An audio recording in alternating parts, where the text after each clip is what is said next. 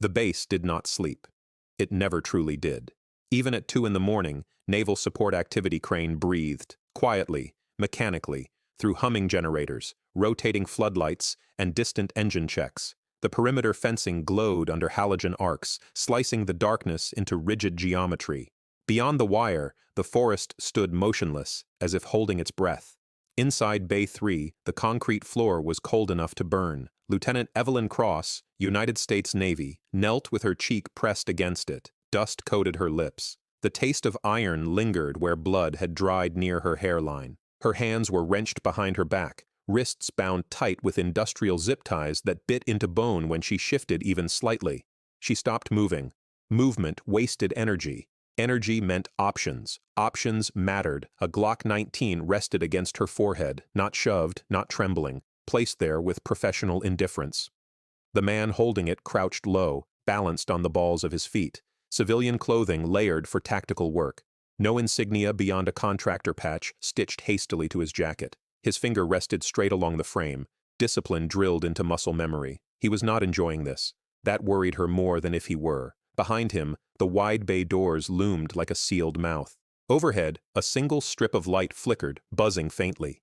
5 shadows moved where men stood in a loose semicircle, weapons angled down but ready. A 6th figure remained upright. Marcus Hale did not carry a gun. He did not need to. Hale stepped closer, polished boots clicking softly on the concrete. He looked down at Evelyn with something approaching disappointment, as if she had failed a test she never knew she was taking. "Lieutenant Cross," he said evenly. This could have ended differently. The man with the Glock tilted his head, eyes fixed on her. Any last words? The question echoed longer than it should have. Evelyn Cross did not answer immediately. She slowed her breathing, 4 counts in, 6 counts out, letting her pulse settle. Her heart rate was elevated but controlled. Vision clear, no dissociation, no panic. Good. Fear was present, yes, but fear was not the enemy. Loss of discipline was. She lifted her eyes and met Hale's gaze. "You're already late," she said quietly. Hale frowned. "What?" Then the lights went out. Evelyn Cross arrived at Crane before dawn, her duffel slung over one shoulder, orders folded once in her breast pocket. She wore no SEAL insignia. That was intentional. The gate guard scanned her credentials twice, then looked up at her face. "Neutral, unreadable, temporary assignment?" he asked. "Yes, petty officer." He nodded and waved her through. The base opened around her in layers, administrative buildings giving way to hardened structures, storage bunkers half buried in earth, security checkpoints nested inside security checkpoints. Crane was not glamorous. It was not meant to be. This was where the quiet work happened. Evelyn had read the briefing packet 3 times on the flight in. Officially, she was assigned as a logistics compliance evaluator, a routine audit position filled by junior officers with attention to detail and little appetite for command. Unofficially, her orders told a different story. They were classified, routed through Naval Special Warfare Command, and signed by a rear admiral who rarely attached his name to paper. Assess internal compliance, observe contractor integration, report irregularities directly, no fanfare, no backup, just eyes and judgment, the kind of mission that ended careers or lives if handled poorly. Evelyn preferred that kind of work. She had never been loud. In Bud-S, that had made her an anomaly. She had not been the strongest candidate nor the fastest. She did not shout cadence louder than anyone else. She simply endured pain, cold, exhaustion, without complaint. Instructors noticed. So did her peers. By the time she earned her trident, she had learned an essential truth about violence and power. Those who sought attention rarely survived long. Marcus Hale introduced himself before she even finished unpacking. He appeared in the doorway of her assigned office. Civilian suit, perfect posture, confident smile. He extended his hand. Marcus Hale. Civilian oversight, lead for Crane.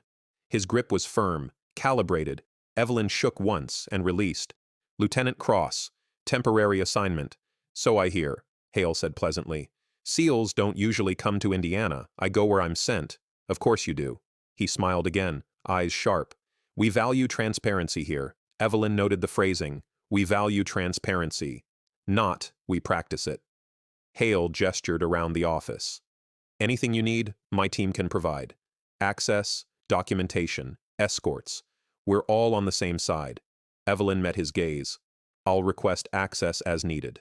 For a fraction of a second, irritation flashed across his face, then it vanished. Very well, he said. Welcome to Crane.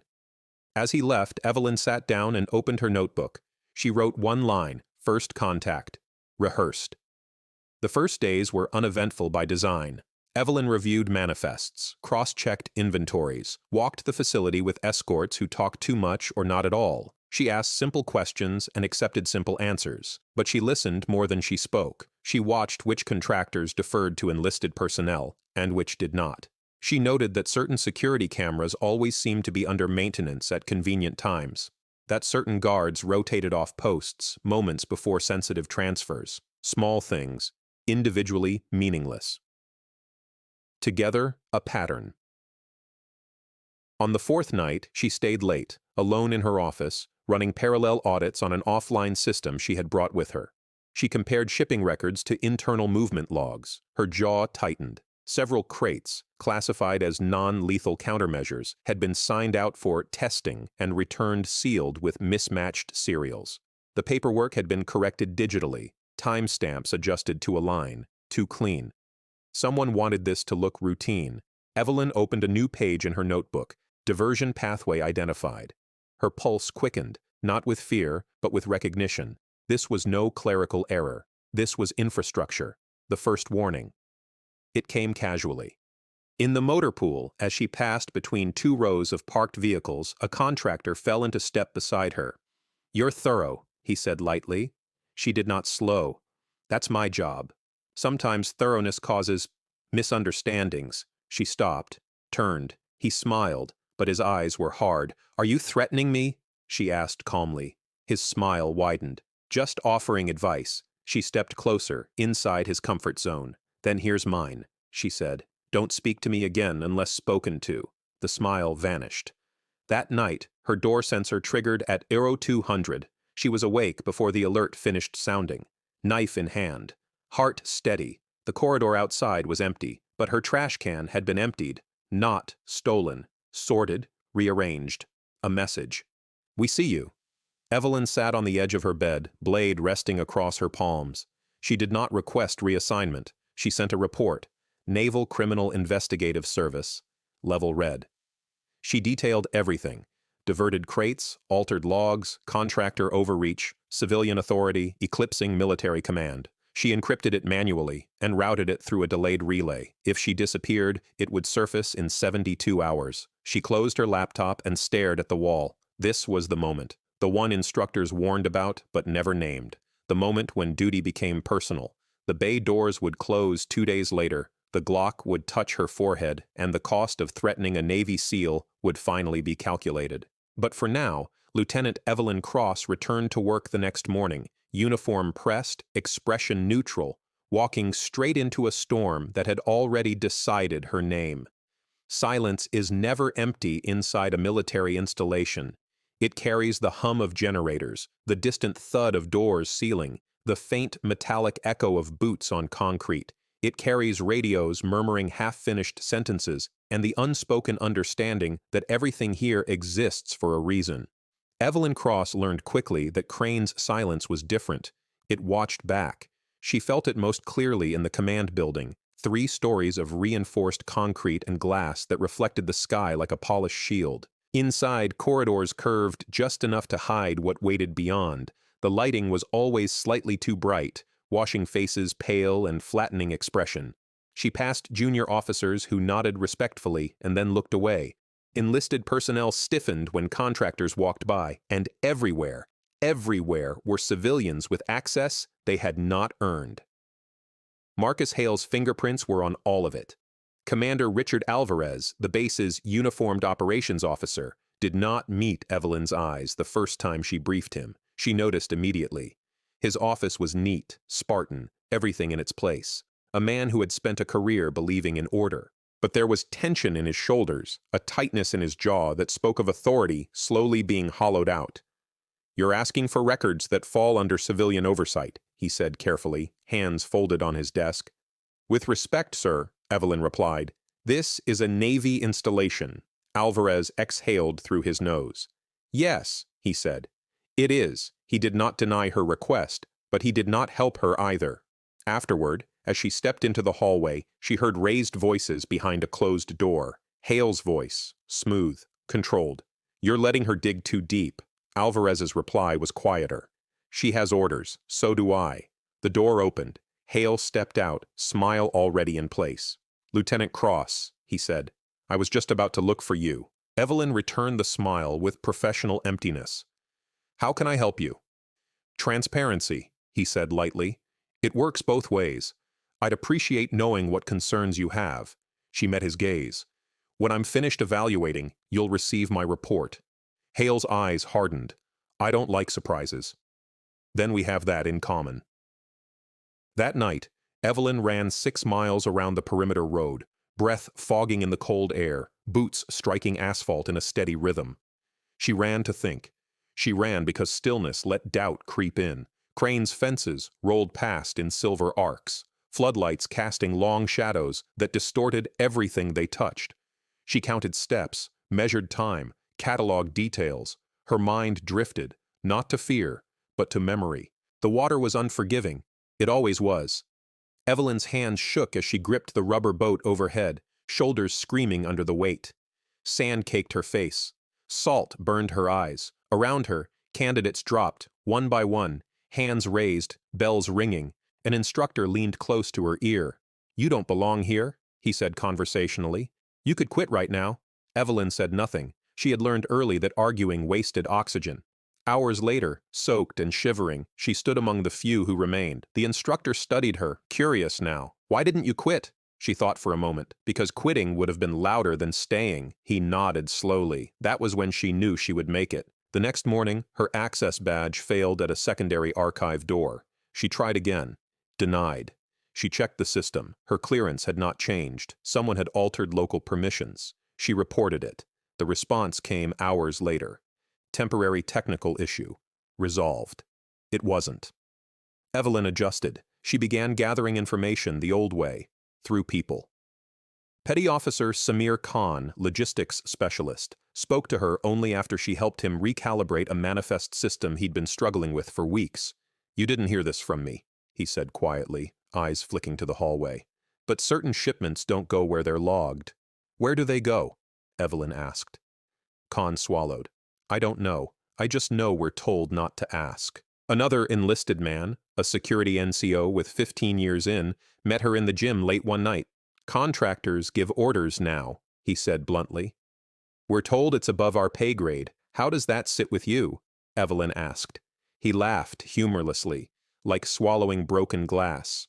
Evelyn mapped everything. Who signed what? Who authorized access? Who rotated guards and when? The names repeated. The shell companies repeated. Marcus Hale sat at the center, a hub of plausible deniability and bureaucratic insulation. He never ordered anything directly. He facilitated, and he had protection. She discovered it in an email thread marked confidential, civilian oversight, a senator's aide, a defense subcontractor, a former general now sitting on a corporate board. This wasn't a rogue operation. It was a machine. Evelyn leaned back in her chair, the weight of it settling into her chest. This was bigger than Crane, and that meant she was already in danger. This one came without words. She returned to her office to find her desk drawers open. Nothing missing, but her notebook, the one she kept handwritten notes in, had been moved, not taken, moved, placed deliberately in the center of her desk, opened to a blank page. Someone wanted her to know they had looked. That night, she received a call. Unknown number, she answered. Lieutenant Cross, Hale's voice said calmly. I think you're misinterpreting what you're seeing. I think you're underestimating me, she replied. A pause. You're a capable officer, he said. But you're young. This kind of work has consequences. So does corruption. Hale sighed softly. You don't want to make enemies you can't fight. Evelyn's voice was level. I already have. The line went dead. The following day, Evelyn received notification that her NCIS liaison had been reassigned. No explanation, no replacement listed. Her delayed report was still pending. Time stretched thin. She stood alone in the archive room, surrounded by shelves of sealed records, and understood the truth fully for the first time. No one was coming to save her. This was the moment every operator faced eventually, not in combat, but in conscience. Stand down and live comfortably, or stand firm and accept whatever followed. Evelyn closed her eyes. She thought of the oath she took, not to people, not to positions, but to principles. When she opened them, her decision was already made. She compiled everything, duplicated it, and prepared to force the issue. It came late. Inventory discrepancy, Hale said over the phone. Bay 3, immediately. Evelyn glanced at the clock. After hours, isolated. She knew what it was, a test or an end. She secured her files, encrypted and timed. If she didn't check in by morning, everything would surface. She stood, straightened her uniform, and walked out. Not because she was reckless, but because discipline demanded she finish what she started. The machinery was in motion now, too large to stop quietly. The night swallowed sound. That was the first thing Evelyn Cross noticed as she stepped out of the administrative building and into the cold air. The usual background noise of the base, engines, radios, distant movement, felt muted, as if the installation itself were listening. Bay 3 sat at the far edge of the logistics complex, isolated, windowless, officially decommissioned for routine use. Unofficially, it was perfect. Evelyn walked alone. She did not request an escort. She did not call anyone. Her boots struck the pavement with measured cadence, each step deliberate. She controlled her breathing, her posture, her expression. Anyone watching from a camera feed would see exactly what she wanted them to see, a junior officer responding to an urgent task. Nothing more, but inside she cataloged everything. Light positions, shadow depth, camera angles. She counted the seconds between perimeter light rotations. She adjusted her pace so she arrived exactly when she was expected. Fear flickered at the edges of her awareness, not sharp, not paralyzing. It whispered questions. What if this is it? What if the report never reaches daylight? She acknowledged the fear, then she set it aside. Fear was a signal, not a command. The bay doors loomed ahead, steel slabs scarred with old markings and chipped paint. A single exterior light glowed above them, casting a harsh cone onto the concrete. Marcus Hale stood waiting. He was not alone. Two men flanked him, contractors dressed in dark tactical clothing, faces expressionless. Another pair lingered near the shadows of the structure, rifles slung casually. Too casual. Hale smiled as Evelyn approached. "Lieutenant," he said warmly, "thank you for coming so quickly. What's the discrepancy?" she asked. Inside, the bay doors rolled open with a hydraulic groan. The sound echoed too long. Evelyn stepped across the threshold. The doors closed behind her. The first strike came from behind. A forearm slammed across her throat, cutting off air. She dropped her center of gravity instinctively, elbow driving back, but a second body hit her from the side. She went down hard. Concrete slammed into her shoulder. Pain flared, bright, precise, but she rolled, fighting for leverage. A boot crushed her wrist. Something cold pressed against the back of her head. "Don't," a voice said calmly. She stopped. Not because she couldn't fight, because she was outnumbered, outarmed, and surrounded by men who had planned this longer than she had. Hands wrenched her arms behind her back. Zip ties cinched tight. Her weapon was removed, then her comm, then her watch. Efficiency. No wasted motion. They hauled her upright and forced her to her knees. Only then did Hale step forward. His smile was gone. "I really hoped you'd be reasonable," he said quietly. Evelyn lifted her eyes. "So this is your solution?" "No," Hale replied. "This is yours." They did not shout. They did not threaten. That was what unsettled her most. One of the contractors crouched and pressed a finger against her jaw, turning her face slightly. "Look at me," he said. She did. His eyes were flat. "You're smart," he continued. "Smarter than most. You figured out a system that's been running for years. Then you should have killed me already," Evelyn said evenly. Hale exhaled, still defiant, he said. "That's unfortunate." He circled her slowly. "You think you're here because you found something illegal," Hale said. "But you're here because you forgot how power actually works." Evelyn's voice was calm. "Power that hides doesn't last." Hale stopped in front of her. "Power that survives," he corrected. "Does." Hale leaned closer. You sent reports, he said. Encrypted. Clever. But systems fail. People fail. You think someone is coming? Yes, Evelyn said. He smiled thinly. No one is. She held his gaze. You wouldn't be this nervous if that were true. For the first time, Hale's composure cracked. Barely. But she saw it. He straightened, irritation creeping into his voice. You SEALs, he said. Always convinced you're untouchable. I never said that, Evelyn replied. What did you say then? That you're already late? The contractor stepped forward. He drew the Glock smoothly, professionally, pressed it to her forehead. Cold metal. Perfect alignment. No tremor. Any last words? He asked. Time slowed.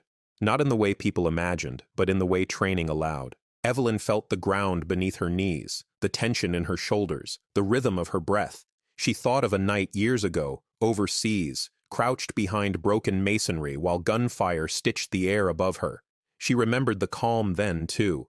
This was the same. She looked at Hale. You made one mistake, she said softly. Hale frowned. What? You assumed silence meant weakness. The lights went out. Total darkness. Then, flash. The world detonated. A concussive blast ripped through the bay, sound and light collapsing into each other. Men screamed. Someone fired wildly. Evelyn flattened instinctively, rolling as the zip ties snapped, cleanly cut. A hand grabbed her collar and dragged her backward.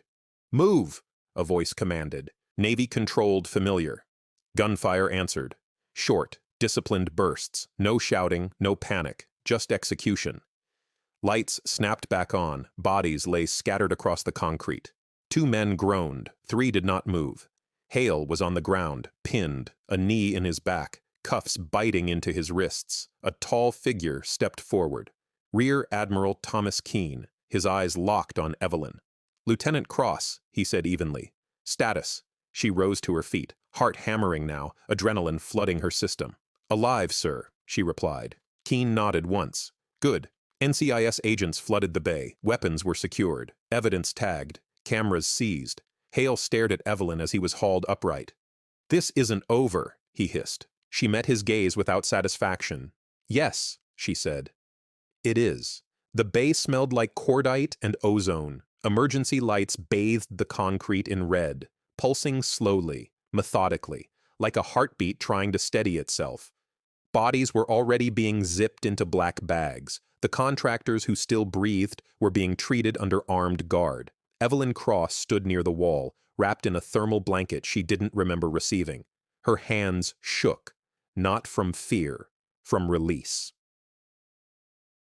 Rear Admiral Thomas Keene approached, his presence calm but unmistakably heavy with authority. He did not ask if she was injured. He already knew. You held your ground, he said quietly. Evelyn nodded once. Yes, sir. Keene studied her face, the small cut near her temple, the faint bruising already forming at her wrists. They expected you to fold, he continued. You didn't. She looked back toward Bay 3's far wall, where Hale had stood only minutes earlier. They didn't understand what they were threatening, she said. Keene allowed himself a thin, grim smile. They never do. Crane entered full lockdown before midnight. No one left. No one entered. Every digital system was mirrored, then frozen. Hard drives were pulled, servers imaged, radios went silent except for command channels. NCIS took over entire wings of the facility. Contractors were segregated from uniformed personnel. And for the first time in months, authority returned to those who had sworn an oath. Commander Alvarez stood in the operations center, posture straighter than Evelyn had ever seen it. I should have pushed back sooner, he admitted to her later, voice low. You pushed when it mattered, she replied. He nodded, but the weight did not leave his eyes. Hale did not shout when they interrogated him. He did not beg.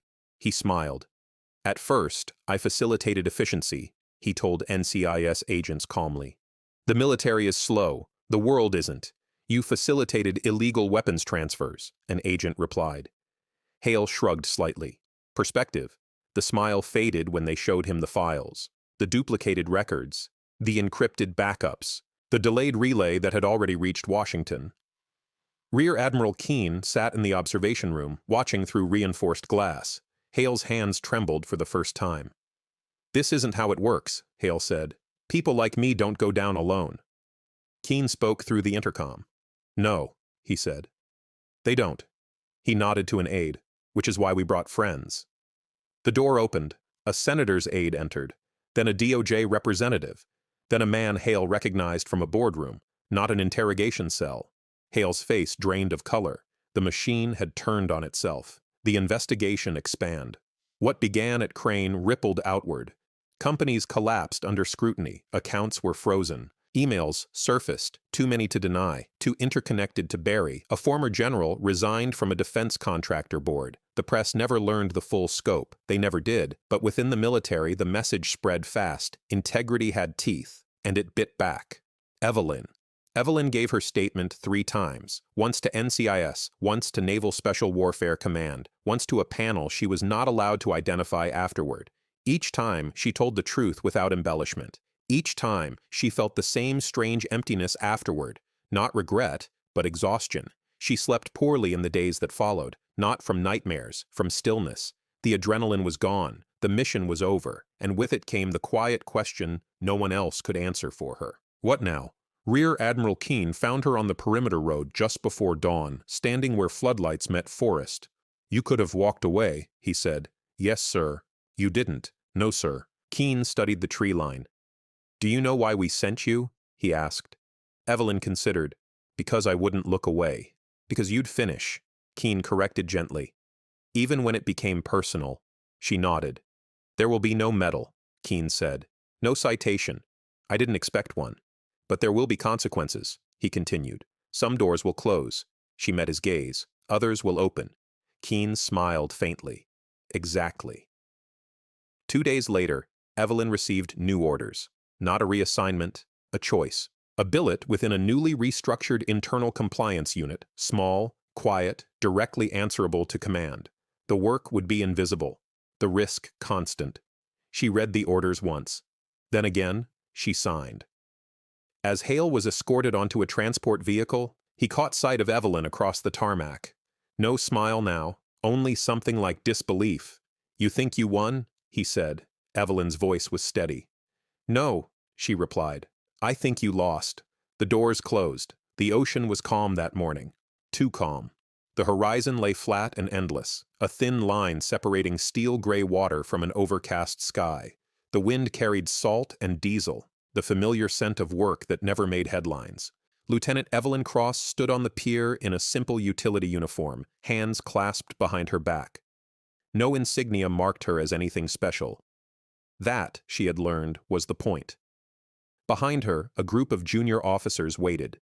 Men and women fresh from training pipelines, their posture tight, eyes sharp with expectation and uncertainty. They had been told this was a routine briefing. They had not been told who she really was. Evelyn turned to face them. "Before we begin," she said calmly, "understand this.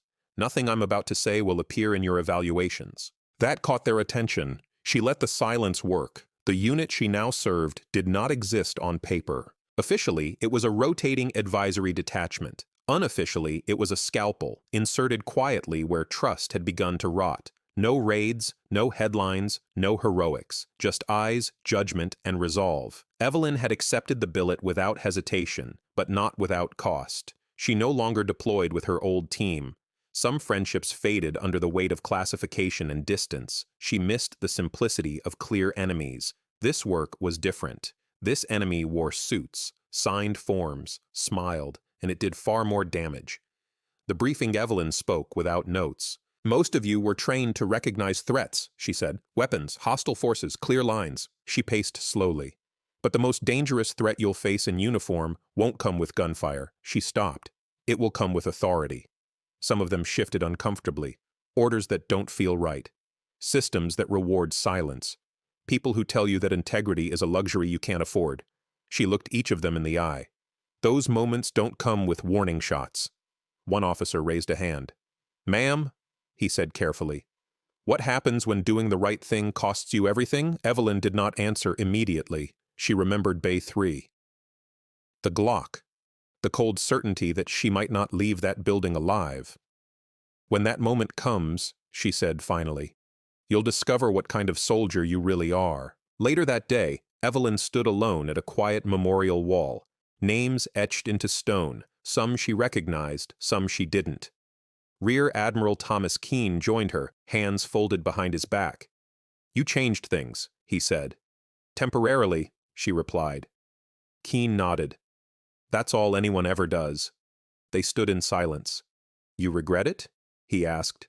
Evelyn considered the question carefully. "No," she said, "but I understand the cost now, and I'd pay it again." Keene smiled, not as an admiral, but as a man who had once stood where she stood. "That's why this works," he said. Marcus Hale was sentenced quietly. No cameras, no speeches, just numbers on paper and years added to a life he once believed untouchable. The larger network dissolved into fragments, some punished, some merely displaced. The world did not become cleaner, it never does, but a line had been drawn, and lines matter. Evelyn never spoke publicly about Crane. She never corrected rumors. She never sought credit. But occasionally, late at night, she would replay the moment in Bay 3, the question, the gun, the certainty. And she understood something she hadn't before. Courage was not dramatic. It was lonely. Weeks later, Evelyn jogged along the shoreline at dawn, her breath steady, her pace measured. The sun rose slowly, pale light spreading across the water.